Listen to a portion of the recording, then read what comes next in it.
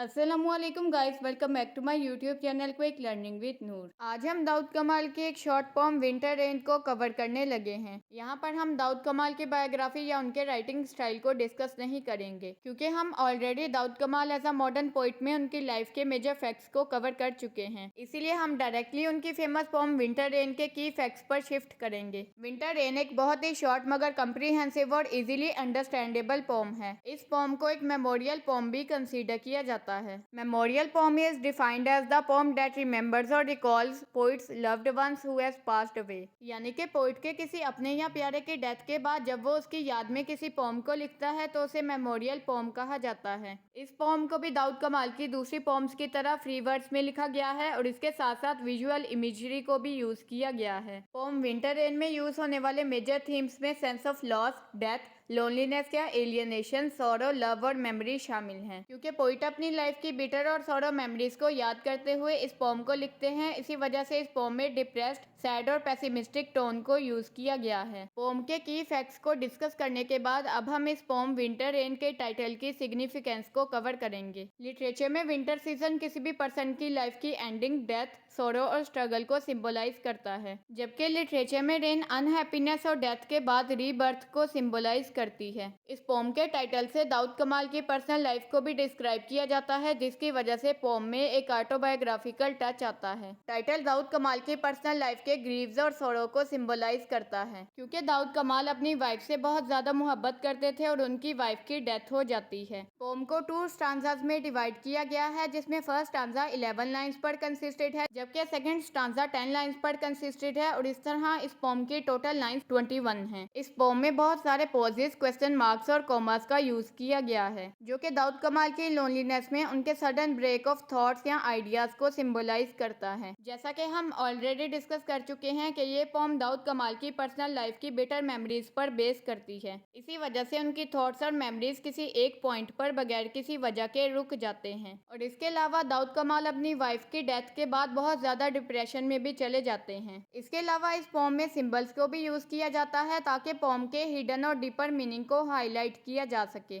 अब हम पोम की line by line analysis, explanation, summary, literary devices और सिंबलिज्म को कवर करेंगे। दाऊद कमाल पोम की ओपनिंग लाइन में ये कहते हैं, mist suspended over a deep void. Mist is defined as a phenomena that is caused by small droplets of water suspended in the cold air, usually by condensation। यानी कि हवा में मौजूद जब वाटर वेपर्स ड्रॉप्स में convert हो जाते हैं तो उसे मिस्ट कहा जाता है। मिस्ट को आप स्क्रीन पर नजर आने वाली पिक्चर के थ्रू भी इजीली ऑब्जर्व कर सकते हैं। मिस्ट की फॉर्मेशन में कंडेंसेशन प्रोसेस को यूज किया जाता है, जिसमें वाटर वेपर्स को वाटर ड्रॉपलेट्स में कन्वर्ट किया जाता है। पोइट ये कहता है कि एम्प्टी स्पेस में हर जगह मिस्ट फैली हुई दिखाई देती है और यहाँ पर वर्ड मिस्ट दाऊद कमाल की पर्सनैलिटी को सिंबलाइज करता है, जो कि उसकी वाइफ की डेथ के बाद धुंधला चुकी है। नेक्स्ट लाइन में पोइट ये कहते हैं, translucent bridge sculpted in fire in rock crystal. Poet ये कहते हैं कि उनके बिटर एक्सपीरियंसेस की यादों का किनारा रॉक क्रिस्टल में आग की शक्ल ले चुका है। यानी कि जिस तरह रॉक क्रिस्टल टूट कर बिखर जाते हैं, उसी तरह पोइट का दिल भी अपनी वाइफ के बगैर टूट कर बिखर चुका है। Memory,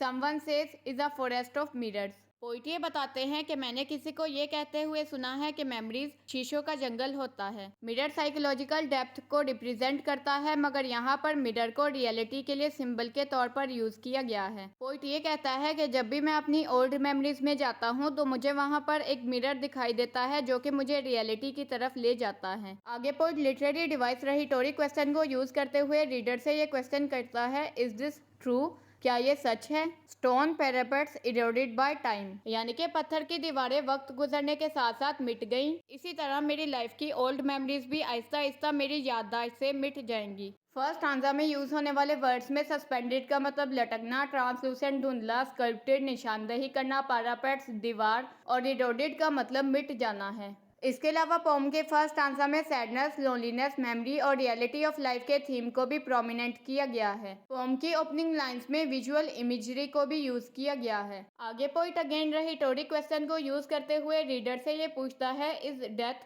the only exit? यानी कि डेथ के बाद क्या किसी इंसान की जिंदगी खत्म हो जाती है या उसकी एग्जिस्टेंस बाकी रहती है? यहाँ पर डेथ के थीम को हाईलाइट किया गया है। आगे पोइट ही कहते हैं, the moon those before your loveliness. यहाँ पर पोइट अपनी बिलविड यानी कि अपनी वाइफ से कहते हैं कि जब तुम मुझसे प्यार करने लगती हो तो उससे पहले चांद पिघल जाता है। और यहाँ पर अगेन विजुअल इमेजरी को यूज किया गया है, जिसे आप स्क्रीन पर नजर आने वाली पिक्चर के थ्रू भी इजीली ऑब्जर्व कर सकते हैं। You are the breath of violets. A violet is a small plant that has purple or white flowers in the spring. Violet एक छोटा सा पौधा है जिसमें स्प्रिंग के सीजन में पर्पल और व्हाइट कलर के फ्लावर्स उगते हैं। पोइट अपनी वाइफ की तारीफ करते हुए ये कहते हैं कि तुम्हारे पास से वायलेट जैसी खुशबू आती है। यहाँ पर लव और रोमांस के थीम को हाईलाइट किया गया है। नेक्स्ट लाइन में पोइट ये कहते हैं the vivacity of a snow fed stream, यानी कि जिस जोशो खरोश के साथ स्नो स्ट्रीम में जाकर गिरती है और फिर वाटर में कन्वर्ट हो जाती है, उसी तरह के जोशो खरोश के साथ तुम मुझसे मोहब्बत करती हो। यहाँ पर नेचर और उसकी सिग्निफिकेंस और ब्यूटी के थीम को भी हाईलाइट किया गया है। इसके अलावा इस पोम में मिस्ट, रॉक क्रिस्टल और स्नो जैसे वर्ड्स को यूज किया गया है जो कि विंटर सीजन को सिंबलाइज करते हैं। नाइट बाउंड ट्रैवलर्स यानी कि वो मुसाफिर जिन्हें रात के वक्त सफर करना पड़ता है। You and me